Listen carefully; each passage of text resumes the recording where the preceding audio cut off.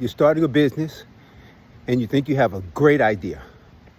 Here's your dilemma: to take a loan or not to take a loan, to seek investors or not seek investors. How do you solve that dilemma?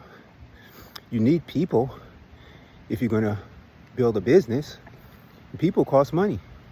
I don't care if they're employees, if they're staff, if they're executives.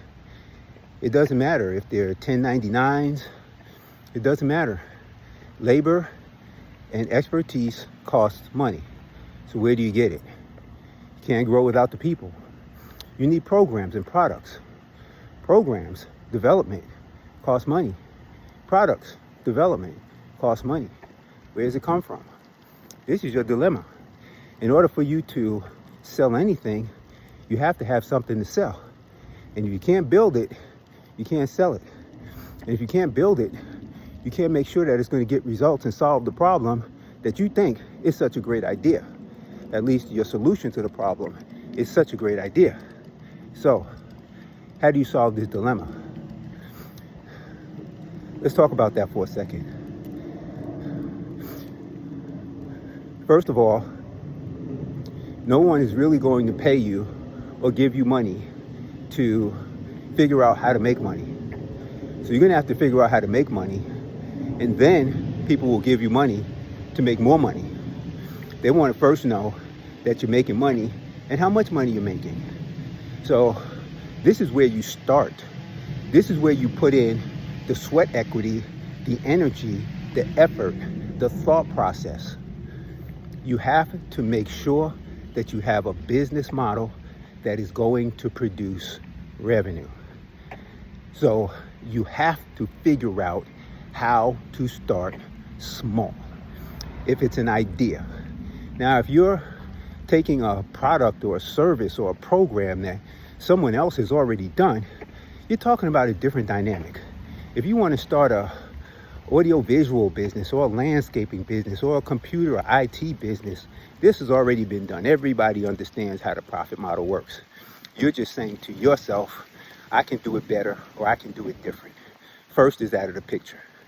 But if you have an idea where it's probable that you could potentially be first, then you have this dilemma. And now solving this dilemma is where the challenge comes in. So first, you have to understand what the problem is. Second, you have to craft your solution. Third, you need to go out and start talking to people, make sure that the problem is a significant enough problem for you to take the time and effort to create a solution. Talk to the people to find out what solutions are currently not being most effective and solutions for which they would be willing and able to pay. And then you start selling your minimum viable product. You come up with the minimal thing that can get results.